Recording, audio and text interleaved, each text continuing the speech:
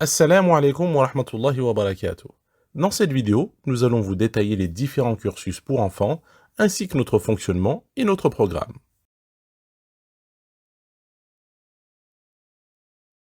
Le temps de cours est de 4 heures. Nous commençons par la langue arabe. Ce cours dure 1 heure et demie. C'est le cours principal et le plus long, car l'exercice en classe, la pratique demande du temps. Ensuite, une pause de 30 minutes est effectuée, puis 40 minutes de Coran.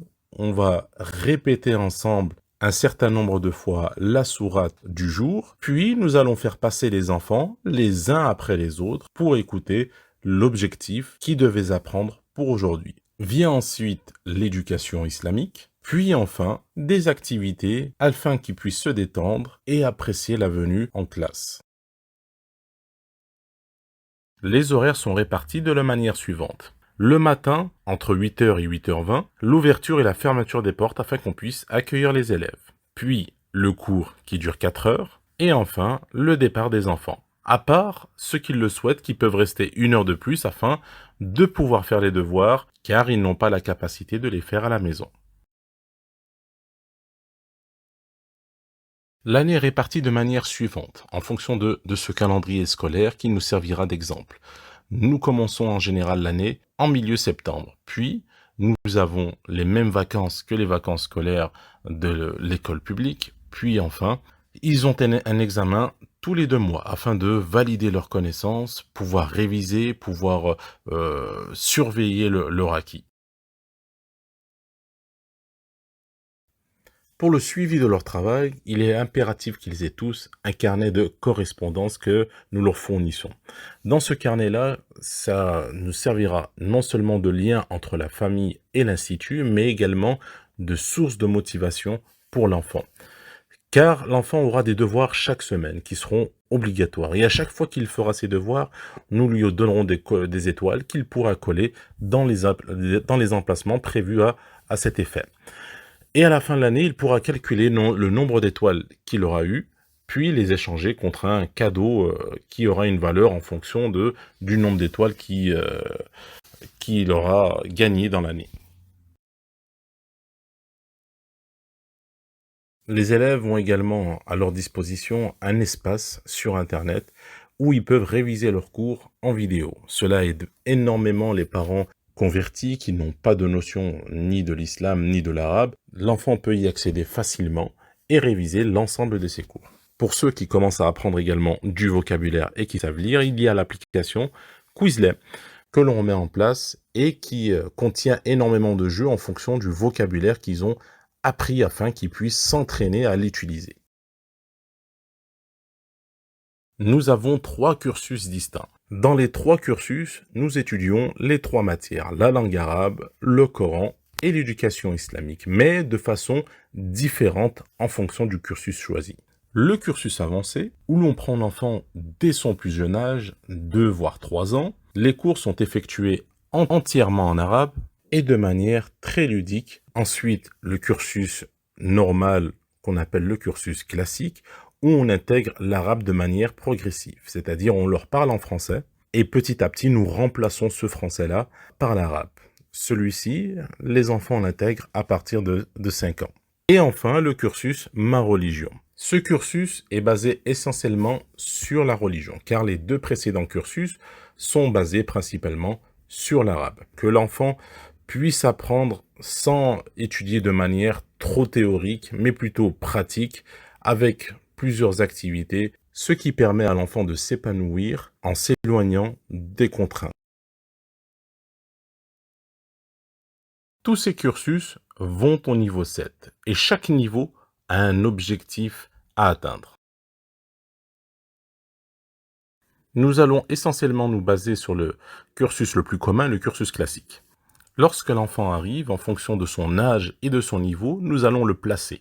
S'il a 5 ou 6 ans, nous allons le placer immédiatement en maternelle 1. S'il a 7 ans ou plus, nous allons placer en niveau 1 lorsqu'ils sont débutants. Mais lorsqu'ils savent lire ou ils ont des connaissances, nous allons tester son niveau pour savoir quel niveau sera plus adapté pour lui. Nous allons détailler le programme de chaque niveau. Dans le programme de maternelle 1, l'objectif en langue arabe est d'apprendre les lettres de l'alphabet. Il faut que toutes les lettres soient acquises. Voici notre manuel où nous apprenons de manière ludique, avec des jeux, des coloriages, des activités. Ensuite, pour le Coran, nous allons apprendre 7 sourates dans l'année. Une sourate par mois, que nous allons diviser en 4 parties, et chaque semaine, nous apprenons une partie de cette sourate. En éducation islamique, nous allons voir les bases de l'islam, notre identité en tant que musulmans. Qui est Allah, qui est le prophète, sallallahu alayhi wa sallam, ainsi que toutes les notions d'islam qu'il faut connaître. En maternelle 2, l'objectif de l'arabe est de réviser toutes les lettres qui ont été apprises, mais en plus de ça, on va commencer à ajouter les voyelles pour pouvoir lire des petits mots. En Coran, l'objectif est d'apprendre 10 sourates minimum. Nous allons réviser tout d'abord les sourates qui ont été apprises, puis nous allons passer là où la majorité s'est arrêtée. Et enfin, pour l'éducation islamique, l'objectif est le bon comportement du musulman, ainsi que des invocations. Pour les niveaux 1, qu'ils aient auparavant étudié en classe de maternelle ou non, ils peuvent intégrer directement cette classe lorsqu'ils ont 7 ans. L'objectif en niveau 1 est d'apprendre parfaitement la lecture et l'écriture. Chaque semaine, une lettre sera étudiée et sera associée avec les lettres précédemment étudiées afin de former des mots, des phrases et pouvoir commencer à lire dès le début de l'année. Comme vous voyez également, dans notre livre, il y a toujours l'aspect ludique, les coloriages, les activités, tout pour amuser l'enfant et pour pas que cela lui paraisse lourd. Au passage également, nous commençons à apprendre du vocabulaire.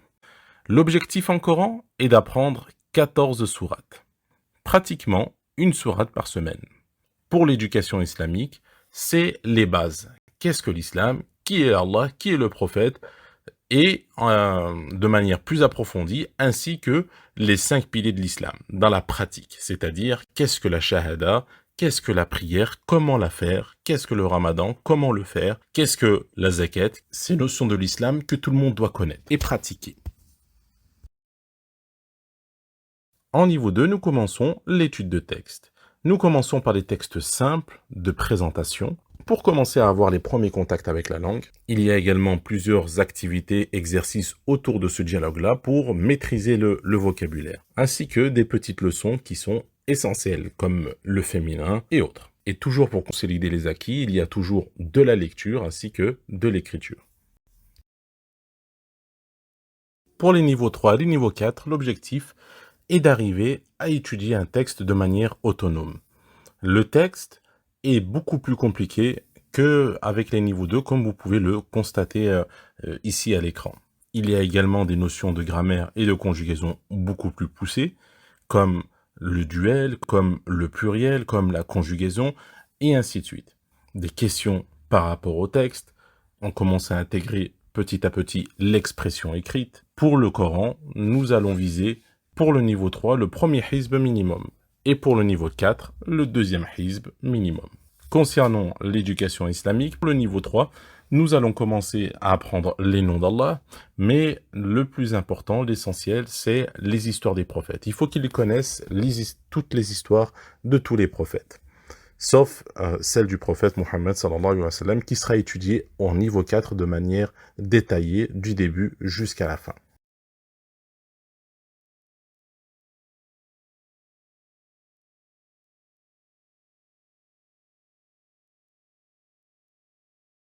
Et enfin, du niveau 5 jusqu'au niveau 7, nous allons apprendre en arabe les histoires des prophètes. Nous allons les étudier. Plusieurs de ces personnages illustres, nous allons voir leur vie et également faire des exercices autour de ça. Ce qui est privilégié, c'est surtout le vocabulaire religieux, mais également la communication orale.